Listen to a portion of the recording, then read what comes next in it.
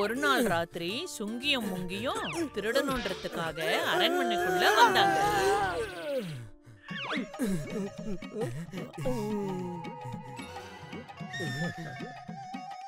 இன்னைக்கு நம்ம கையில பெருசா கிடைக்க போகுது. நம்ம இத்தனோண்டு கைக்குள்ள அப்படி என்னதான் பெருசா கிடைக்க போகுது? வந்து பாரு தெரியும்.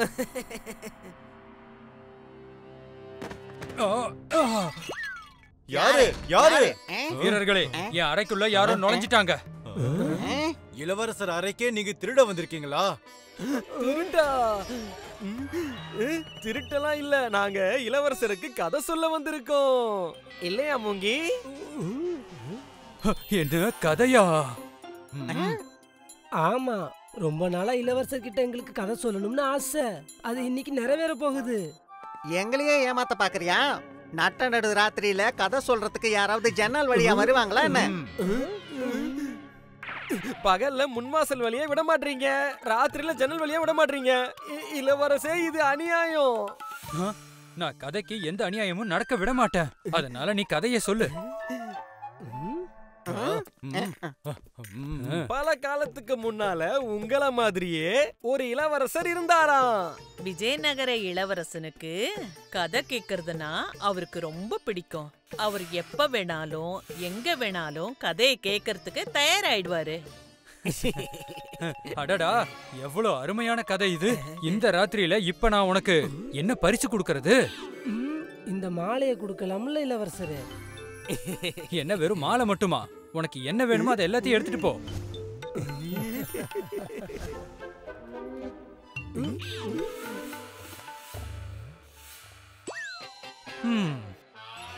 நாம இப்ப பெரிய பணக்காரங்களாயிட்டோம். இளவரசரோட கதை கேட்கிற பழக்கத்தை பார்த்த அரசனும் அரசியும் ரொம்பவே கவலைப்பட்டாங்க. இத பார்த்த மந்திரி சாரங்கா ஒரு தீர்வை சொன்னாரு. மகாராஜா, இளவரசருக்கு நம்மளோட அரசாங்க பொறுப்புகளை கொடுத்து கதை கேட்கிற பழக்கத்தை திசை திருப்பினா என்ன? இதால அவரோட கவனமும் திசை திரும்பும், கூடவே கதை கேட்கிற பழக்கமும் அவருக்கு குறையும். இது ஒரு நல்ல யோசனை தான் சாரங்கா. நாளில இருந்து அரசபையில மக்களோட குறைகளை இளவரசன் தான் கேட்கணும். சரி, ஆரம்பிங்க. இளவரசே, இந்த உடன்காய் என்னுடைய பொருட்களை வாங்கிட்டு பணம் தர மாட்டேன்னு சொல்றாரு. அட, இவங்க நல்லா பொய் சொல்றாங்க அரசே. உண்மையா பொய்யாங்கிறத உங்க கதையை கேட்டு நான் முடிவு பண்ணிக்கிறேன். கதையா? நாங்க எங்களோட குறைகளை தான் சொல்ல வந்தோம் இளவரசே. சிறுக சிறுக சேமிச்சு இவனை கொண்டு போய் சிறையில் அடைங்க.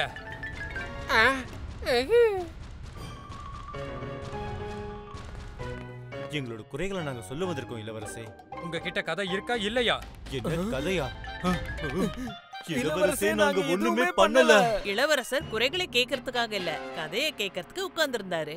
சாரங்காவோட இந்த யோசனை வேலை செய்யாம போனாலும் பரவாயில்ல, ஆனா அது ரொம்ப பெரிய பிரச்சனையை கொண்டு வந்துடுச்சு. ஏன்னா இளவரசர் என்ன கட்டளை இட்டார்னா, இனிமே அரசவையில தான் கதை கேட்க போறேன்னு சொன்னாரு. அவருக்கு பிடிச்ச கதைகளுக்கு பரிசு கொடுப்பேன்னு சொன்னாரு. அப்புறம் என்ன, அடுத்த நாளே இளவரசருக்கு கதைகளை சொல்லவும் அவர்கிட்ட இருந்து பரிசு வாங்கவும் ஜனங்கள்லாம் வரிசையா வந்துட்டாங்க.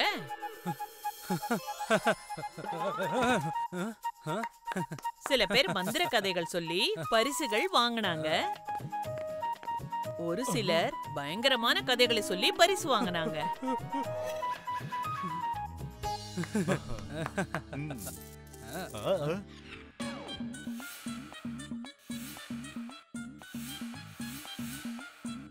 இந்த கதைகளோட ஓட்டம் ரொம்ப நாள் நடக்கல. எல்லார்கிட்டையும் கதைகள் எல்லாம் குறைஞ்சி போச்சு. அதனால எல்லாரும் பழைய கதைகளையே அவங்க புதுவிதமா சொல்ல ஆரம்பிச்சாங்க. இந்த கதையை என்கிட்ட நீ முன்னாடியே சொல்லி இருக்க. வீரர்களே, இவனை கொண்டு போய் சிறையில அடைங்க. வா. இந்த கதையும் நான் ஏற்கனவே கேட்டுட்டேன். வீரர்களே, எல்லாரும் சொன்ன கதையவே ஏன் திரும்ப திரும்ப சொல்லிட்டு இருக்கீங்க? என்ன கூப்பிட்டீங்களாமே இளவரசே? மந்திரி அவர்களே, இங்க இருக்கிற எல்லாருக்கும் என்னாச்சு? ஏற்கனவே சொன்ன கதைகளையே திரும்ப திரும்ப சொல்றாங்க. அப்படி இல்லைன்னா சின்ன சின்ன கதைகளா சொல்றாங்க. எனக்கு பெரிய கதையா கேட்கணும். மாசம் ஆனாலும் முடியவே கூடாது. அந்த மாதிரி கதையை எனக்கு யாரு சொல்றாங்களோ அவங்களுக்கு நான் என்னுடைய பாதி ராஜ்யத்தையே கொடுக்கறேன். இத உடனே எல்லாருக்கும் அறிவிங்க. கதைக்கு பரிசு குடுக்கறேன்னு சொன்ன வரைக்கும் சரிதான். ஆனா கதைக்கு பரிசா? பாதி ராஜ்யமா? வெள்ளம் இப்போ தலைக்கு மேல போயிடுச்சு. சாரங்கா இப்போ இளவரசருக்கு பாடம் சொல்லி கொடுக்கணும்னு முடிவு பண்ணிட்டாரு.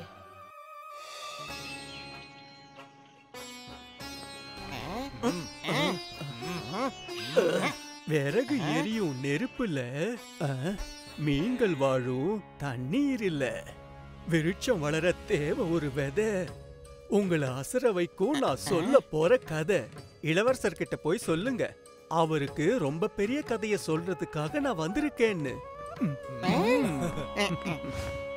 இளவரசரே, உங்களுக்காக ஒரு பெரிய கதைய நான் சொல்ல போறேன். பெரிய கதையா? முதல்ல நீங்க யாருன்னு சொல்லுங்க. நான் யாருன்னு சொன்னா கதை அறகுறையா ஆயிடும் இளவரசரே. என்னோட கதைய வச்சே நான் யாருன்னு நீங்க தெரிஞ்சுக்க போறீங்க. சரி, கதைய ஆரம்பிங்க.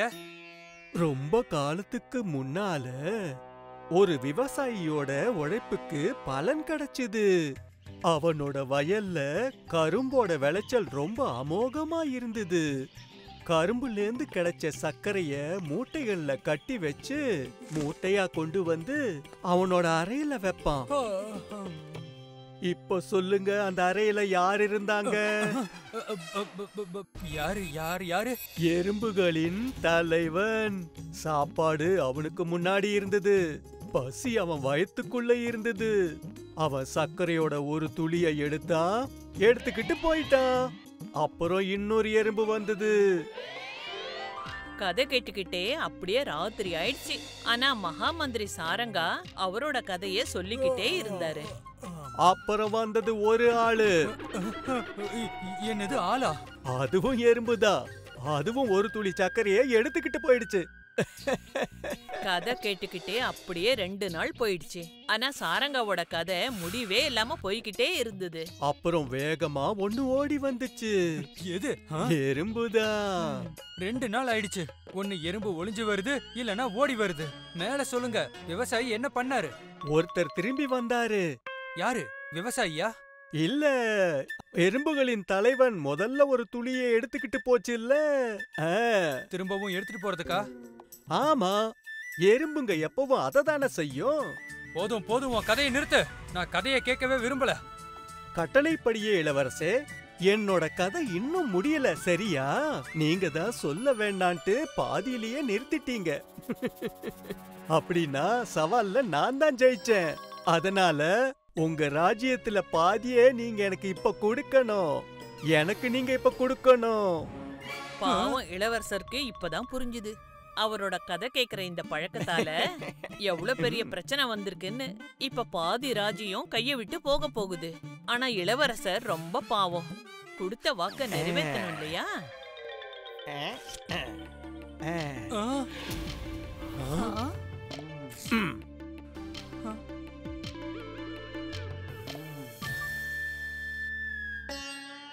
மகாமந்திரி நீங்களா? மகாமந்திரி, பாதி ராஜ்யத்துக்காக தான் நீங்க இதெல்லாம் செஞ்சீங்களா? இல்ல இளவரசே, ராஜ்யம் கைய விட்டு போகாம இருக்கிறதுக்காக இப்படி செஞ்சேன். என்ன மன்னிச்சிருங்க மகாமந்திரி.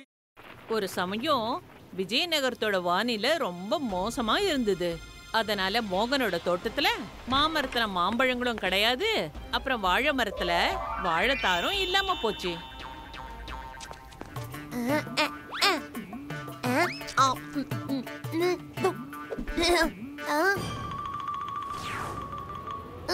எங்க போச்சு? அப்பா, எனக்கு வாழைப்பழம் வேணும், மாம்பழமும் வேணும். பழ வியாபாரத்தை தவிர வருமானத்துக்கு மோகன் கிட்ட வேற எந்த வழியும் கிடையாது. அவர் கூலி வேலை செய்யறதுக்கு முடிவும் பண்ணிட்டாரு. எரிபொருள் இல்லாம வண்டி ஓடாதே. அப்புறம் பசி பட்னியோட மோகன் எவ்வளவுதான் ஓடுவான்?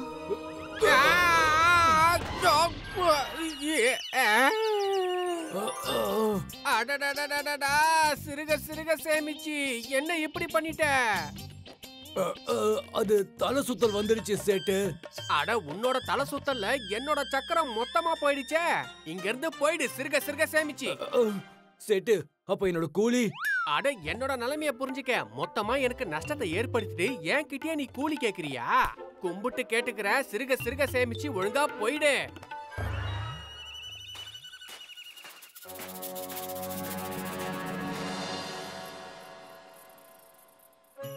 தன்னோட விதியை நொந்துகிட்டு மோகன் வெறும் வயித்தோடையே தூங்கிட்டான். அப்போ அவன் ஒரு கனவு கண்டான்.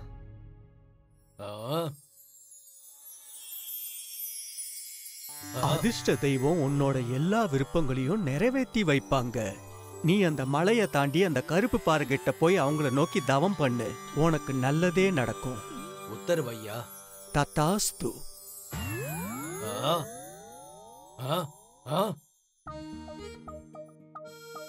தன்னோட கனவை பத்தி வசந்தி கிட்ட சொல்லிட்டு காலையில விடிஞ்சதுமே மோகன் புறப்பட்டாரு அதிர்ஷ்ட தெய்வத்தை பாக்கறதுக்காக.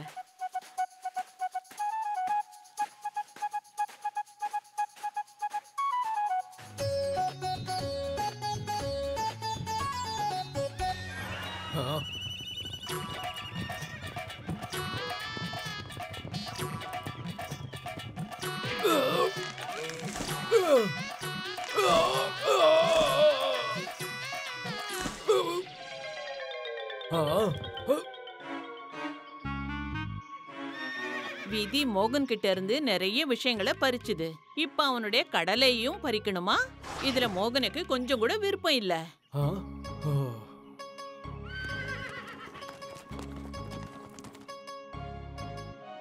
என்னோட கடலையை சாப்பிடறதுக்கு பெருசா வந்துட்டீங்க.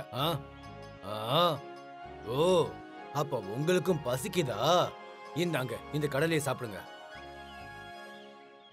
பசிக்குதுதான், ஆனா இந்த கைப்புடி கடலைய வச்சுக்கிட்டு நாங்க என்ன பண்றது? ஓடுற குதிரைகளை என்னமோ மோகன் நிறைய பாத்திருக்காரு. பேசுறத முதல் தடவையா பாக்குறாரு.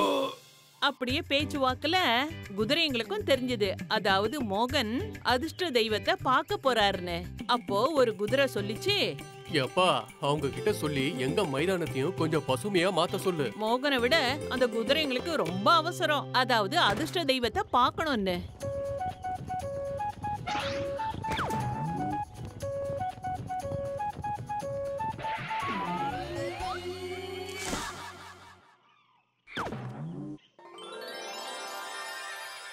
சரி, போயிட்டு வர.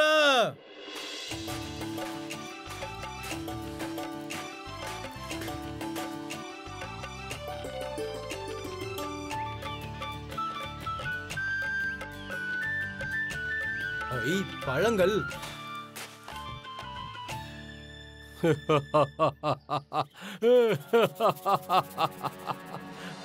சிரிப்பு சத்தம்.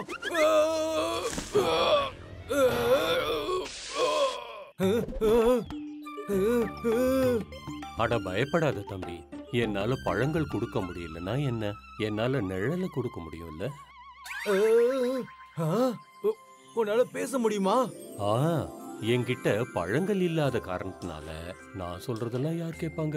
விலங்குகளும் பறவைகள் கூட என்கிட்ட விளையாட வர மாட்டேங்குது. நீ பாக்குறல்ல, பழங்களோட இருக்கிற என்னுடைய நண்பர்கள் எப்படி என்ன பார்த்து சிரிக்கிறாங்கன்னு. நீங்க கவலைப்படாதீங்க மரமே, நான் அதிர்ஷ்ட தேவதை கிட்ட உங்களுக்காக பழங்கள் கேட்கிறேன். என்ன சரியா? நிஜமாவா? ஆமா. இப்ப என்ன விடுங்க, நான் ரொம்ப தூரம் போகணும். ரொம்ப தூரம் போகணுமா? அப்ப போ. அட விட சொல்லி உங்ககிட்ட சொன்ன, இப்படி தூக்கி வீச சொல்லலாம்.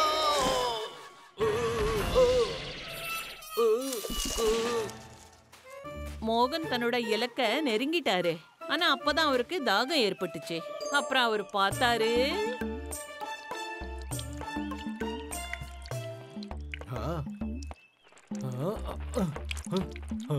ஓ வழிபோக்கரே, இந்த தண்ணீரை எங்களுக்காக விட்டு வைங்க, இங்க தண்ணீர் தட்டுப்பாடு அதிகம்.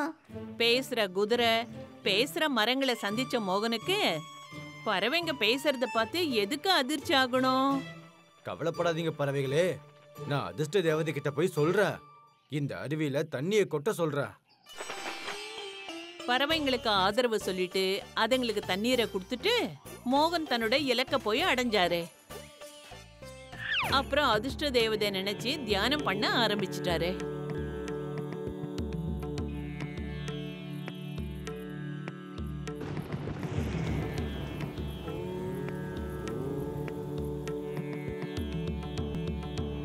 கண்ணு தெர மோகன்.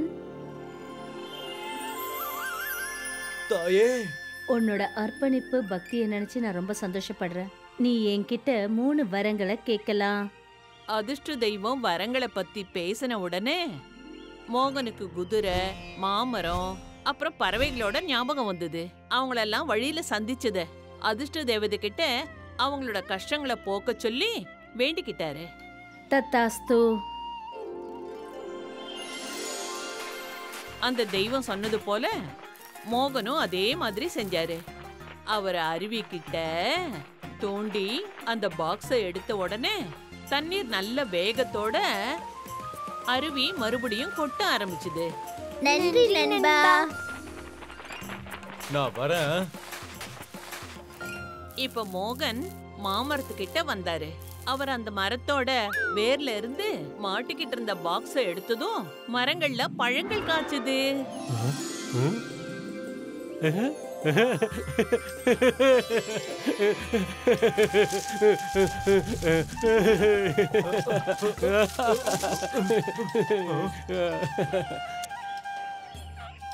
ரொம்ப நன்றி நண்பா.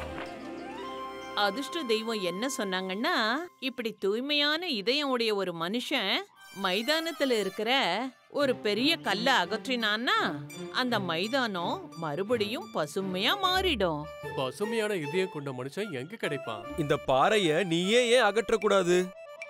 குதிரைகள் பிடிவாதம் பண்ணதுனால மறுபடியும் மோகன் பயந்துகிட்டு அந்த பாறைய தள்ளினாரு.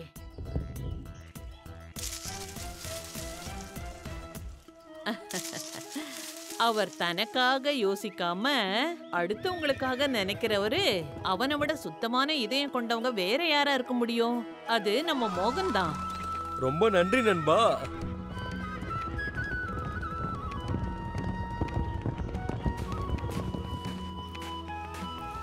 எல்லாருக்கும் உதவி செஞ்சுட்டு மோகன் வீட்டுக்கு வந்த போது அவர் அங்க யாருமே வரவேற்கல. என்ன, நீங்க தெய்வத்துக்கிட்ட உங்களுக்காக எதையும் கேட்கலையா? வெறும் கையோட வந்திருக்கீங்க? என் நண்பர்களோட கஷ்டத்துக்கு முன்னாடி நான் என்னோட கஷ்டத்தை மறந்துட்டேன். ஆனா நான் வெறும் கையோட வரல. இங்க பாரு, அந்த தெய்வம் என்ன சொன்னுச்சுன்னா, அந்த பாக்ஸ உன் மனைவி முன்னாடி தான் திறக்கணும். மோகன் மத்தவங்களுக்கு உதவி செஞ்சாரு. அதிர்ஷ்டம் அவருக்கு துணையா நின்னுச்சு. அவருடைய ஏழ்மை மொத்தமும் விலகி போயிடுச்சு.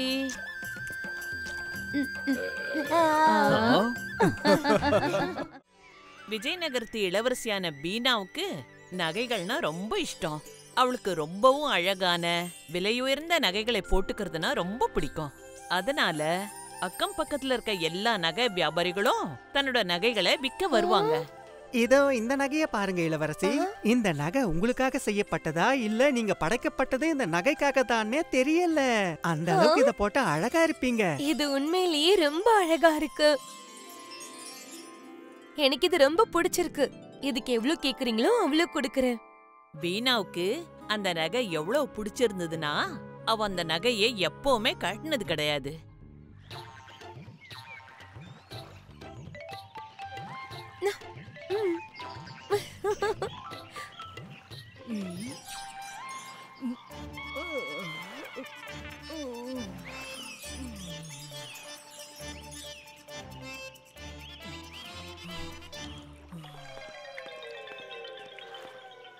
என்னோட நகை எனக்கு ரொம்ப பிடிச்ச நகை எங்க போச்சு? என் நகை எங்க போச்சு? நகையா? அது இங்கதானே இருந்தது. மன்னிச்சிடுங்க இளவரசி. மன்னிப்பெல்லாம் அப்புறம் கேட்கலாம். முதல்ல நகையை தேடி கண்டுபிடிங்க வீரர்களே. சொல்லுங்கள் இளவரசி. எனக்கு ரொம்ப பிடிச்ச நகையை யாரோ திருடிட்டாங்க. அதை எப்படியாவது எனக்கு திரும்ப கண்டுபிடிச்சு கொடுங்க. நீங்க கவலைப்படாதீங்க இளவரசி. நான் இருக்கிற வரைக்கும் இந்த ராஜ்யத்துல உங்க நகையை திருடினவன் எங்க இருந்தாலும் சரி, யாரா இருந்தாலும் சரி, நான் அவனை சும்மா விட மாட்டேன். வீரர்களே, என் கூட வாங்க. விஜய் சேது அந்த வீரர்களை அழைச்சுக்கிட்டு நகையை தேடி போனான். அந்த நேரத்துல உடன்காவோட கடையில உடன்கா உடன்கா நான் என்னோட கடனை உங்ககிட்ட திரும்ப கொடுக்கலான்னு வந்திருக்கேன். என்னது, கடன் அடைக்கலான்னு வந்திருக்கியா? நல்ல விஷயத்துக்கு எதுக்கு நேரத்தை கடத்துற? சீக்கிரமா கொடு. சீக்கிரமா பணத்தை எடு, பணத்தை எடு. என்ன வெறும் ஒத்த காசா குடுக்கற? மீதி 4 காசை யார் குடுப்பாங்க? நீ என்கிட்ட இருந்து 5 காசு வாங்கிட்டு போன, உனக்கு ஞாபகம் இருக்கா? அது அது வந்து நான் அத கொஞ்சம் கொஞ்சமா திருப்பி கொடுத்துறேன். வந்துட்டான். ஏதோ கொஞ்சம் கொஞ்சமா எனக்கு குடுக்கறானா. நாளைக்குள்ள மொத்த பணத்தையும் எனக்கு திருப்பி கொடுக்கல, உன்னோட வயல் அப்புறம் எனக்கு சொந்தமாயிடும். ராமு ரொம்ப சோகமா அவனோட வயலுக்கு திரும்ப வந்தான். நாளைக்கு பொழுதுக்குள்ள 4 காசுக்கு நான் எங்க போவேன்? ராமு அத பத்தி யோசிக்கும் போது அப்போ விஜய் சேது தன்னோட வீரர்களோட சேர்ந்து அந்த இடத்துக்கு கோவமா வந்துகிட்டு இருந்தான். உடனே கையும் களவுமா புடிச்சிடணும். என்ன நடந்தாலும் சரி, அவன் தப்பிச்சிட மட்டும் கூடாது, புரியுதா? விஜய் சேது கோவமா கத்துனதை கேட்ட அந்த ராமு அவனை பத்தி பேசுறதா அவன் நினைச்சுக்கிட்டான். அதனால ராமு பயந்துட்டான். ஏன்னா விஜய் சேதுவோட கோவத்தை பத்தி மொத்த விஜயநகரத்துக்கும் நல்லா தெரியும். அவன் கோவத்தை எதிர்த்து நிக்கிற தைரியம் எல்லாம் ராமுவால முடியாத காரியம். அதனால ராமு அங்கிருந்து ஓடுறதுதான் நல்லதுன்னு அவன் நினைச்சான். நகையை அவன் தான் திருடி இருக்கான் போல இருக்கு. புடிங்க அவனை, தப்பிக்க விடாதீங்க.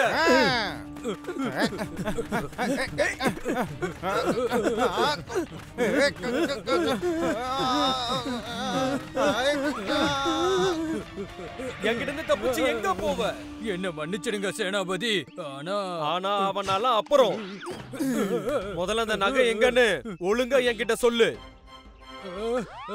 ஆனா நீ இப்படியெல்லாம் கேட்டா சொல்ல மாட்டேன். உன்னை சிறையில அடைச்சு கேட்கிற விதத்துல கேட்டாதான் நீ வாயை திறப்ப. வீரர்களே, உடனே அவனை கைது செய்யுங்க.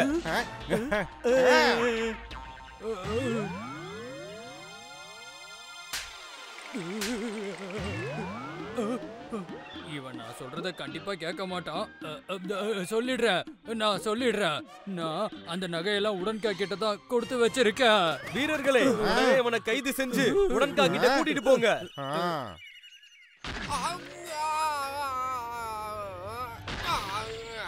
உடன்கா, கலப்படம் பண்றதுக்கு ஒரு அளவு இல்லையா என்ன? இந்த அரிசியில ஒன்னும் கல் இல்ல. கல்லுல தான் ஏதோ கொஞ்சோண்டு அரிசி இருக்கு. இதுல கோபப்படுறதுக்கு என்ன இருக்கு? சிறுக சிறுக சேமிச்சு. இது சாதாரண விஷயம் தான். கல்ல கடிச்சா பல்லு பலமாகும்ல. தேவையில்லாம பேசிக்கிட்டு இருக்காத. மகாராஜா கிட்ட உன்னை பத்தி புகார் கொடுக்க வேண்டியிருக்கும். அட, எதுக்காக மகாராஜாவை தொல்லை பண்ற? நீ வேற மூட்டை எடுத்துட்டு போ. இந்தா, சிறுக சிறுக சேமிச்சு. நல்ல வேலை, இவன் கிட்ட இருந்து தப்பிச்சிட்டேன். அதே நேரம் மகா மந்திரி சாரங்கா அந்த வழியா வந்தாரு. மகா மந்திரி வாழ்க! விஜய் சேது உடன்காவோட இடத்துக்கு போனான். உடன்கா, ராமு உன்கிட்ட கொடுத்த பொருள் எங்க இருக்கு? ராமுவா? அட, 5 குடுக்கறதுக்கு பதிலா அவன் என் கிட்ட 1 தான் கொடுத்தான். இப்ப அதையும் திரும்ப வாங்க சொல்லி உங்களை அனுப்பிட்டானா? 5? அப்ப 5 இடத்துல நீ திருடுறதுக்கு திட்டம் போட்டிருக்கியா என்ன? நகையா? எந்த நகை? அது எங்க இருக்கு? யாரோட நகை? உன் திருட்டுத்தனம் வெளியாயிருச்சு உடன்கா. ஒழுங்கு மரியாதையா நகையை கொடுத்துரு. இல்லனா உன்னை மட்டும் இல்ல, உன்னோட கடையையும் ஒரு வழி பண்ணிருவேன், பாத்துக்க. என்ன? இப்ப என்ன பண்றது? ஓ, அந்த நகையா? அத நான் கேசவன் கிட்ட வித்துட்டேனே. அவனும் இப்பதான் இங்க இருந்து போனான். வீரர்களே, வேகமா போங்க, போய் அவனை புடிங்க.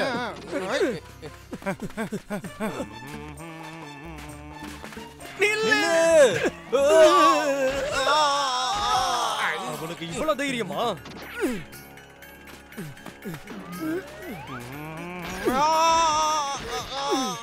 என்கிட்டயே விளையாட்ட காட்டுறியா? அந்த நகை எங்க இருக்குன்னு ஒழுங்கு மரியாதையா என்கிட்ட சொல்லிடு. நகையா? என்ன நகை சொல்றீங்க? கதை சொல்றதுனால என் கோபம் ஒண்ணும் குறைய போறது இல்ல. சீக்கிரம் ஒழுங்கா உண்மையை சொல்லிடு. நீ பொய் சொன்னா உனக்கு மரண தண்டனை தான் கிடைக்கும், புரியுதா? மரண தண்டனையா? மகா மந்திரி வாழ்க! அது வந்து அந்த நகைய மகா மந்திரி கிட்ட நான் கொடுத்துட்டேன். என்னது, மகா மந்திரி சாரங்கா கிட்டயா? இருக்கட்டுமே, மந்திரியா இருந்தா என்ன? விஜய் சேதுவை பொறுத்த வரைக்கும் எல்லாரும் ஒண்ணுதான். அதனால அவன் மகா மந்திரி சாரங்காவை கூட சும்மா விடல. கொஞ்சம் கூட யோசிக்காம அவரையே அவன் கைது செஞ்சிட்டான். 4 பேரையுமே சிறையில் அடைச்சிட்டான். என்னது? சேனாதிபதி மகா மந்திரிய கூட கைது பண்ணிட்டாரா? வீரனே, எனக்கு முழு உண்மை என்னன்னு தெரிஞ்சாகணும். இங்க இருந்து போ. ஒளிஞ்சிருந்து சிறையில அவங்க என்ன பேசுறாங்கன்னு எனக்கு கேட்டுட்டு வந்து சொல்லு. மகா மந்திரி சாரங்கா இந்த மாதிரி எதுவும் பண்ண மாட்டாரே. உண்மையை சொல்லுங்க. என் பேரை சொன்னது யாரு? என்ன மன்னிச்சிருங்க மகாமந்திரி. சேனாதிபதி விஜய் சேது எனக்கு மரண தண்டனை கொடுக்கறதா சொன்னாரு. அவத்திலிருந்து தப்பிக்கிறதுக்காக தான் உங்க பேரை சொல்லிட்டேன். என்கிட்ட எந்த நகையும் இல்ல. உன்கிட்ட நகையே இல்ல, அப்புறம் விஜய் சேது எதுக்கு உன்கிட்ட வந்தான்? அதுக்கு காரணம் நான் தான் மகாமந்திரி. அப்புறம் அவங்க ஒவ்வொருத்தரா என்ன நடந்ததுன்னு மந்திரி கிட்ட சொன்னாங்க. அங்க இருக்கிற வீரன் எல்லாத்தையும் ஒளிஞ்சு நின்னு கேட்டு எல்லாத்தையும் மகாராஜா வித்யாதர் கிட்ட போய் அவன் சொன்னான். இதான் விஷயமா? நகை எங்க போச்சுன்னு யாருக்குமே தெரியாது. இருந்தாலும் எல்லாரும் சிறையில இருக்காங்க. நீங்க போய் தோட்டத்திலே ஒழுங்கா தேடி பாருங்க. ஒருவேளை நகை அங்க இருக்கலாம். உத்தரவு மகாராஜா.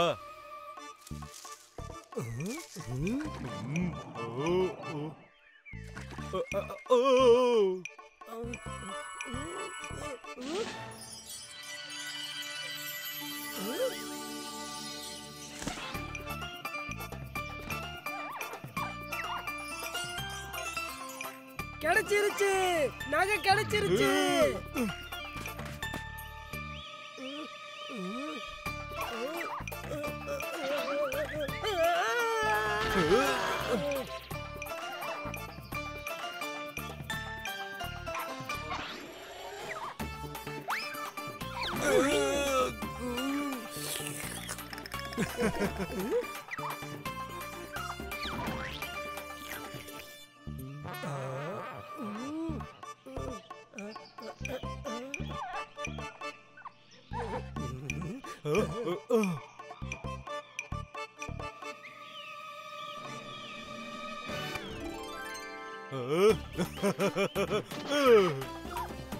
மகாராஜா, இளவரசியோட நகை மரத்துல இருந்த குரங்கு கிட்ட இருந்தது. என்ன, குரங்கு கிட்டயா? இது எனக்கு ரொம்ப பிடிச்ச நகை. சேனாதிபதி, இளவரசியோட நகையை தேடுற வேட்டை உங்களுக்கு முடிஞ்சதுன்னா மகா மந்திரி சாரங்காவையும் மத்தவங்களையும் கைது பண்ணி வச்சிருக்கீங்களே, அவங்க எல்லாரையும் விடுதலை பண்ணலாம் இல்லையா? அவங்க நகையை திருடல. மன்னிச்சிடுங்க மகாராஜா. என்னுடைய கோவத்தினால மத்தவங்க பக்கம் இருக்க நியாயத்தை என்னன்னு தெரிஞ்சுக்காமே நான் இருந்துட்டேன். அதுக்கப்புறமா விஜய் சேது அவங்க எல்லாரையுமே விடுதலை பண்ணிட்டான். அதுக்கப்புறமா அவன் ஒரு முடிவெடுத்தான். இனிமே கோவப்பட்டு எந்த வேலையுமே செய்யக்கூடாதுன்னு முடிவெடுத்தான். பாத்தீங்களா உப்பி அங்கிள், கோவத்துல மனுஷங்க எவ்வளவு பெரிய பெரிய தப்பெல்லாம் பண்றாங்கன்னு. புரிஞ்சுது நூனி. இனிமே நான் கண்டபடி கோவப்படாம இருப்பேன். If you like this video, subscribe to our channel Murthy Media.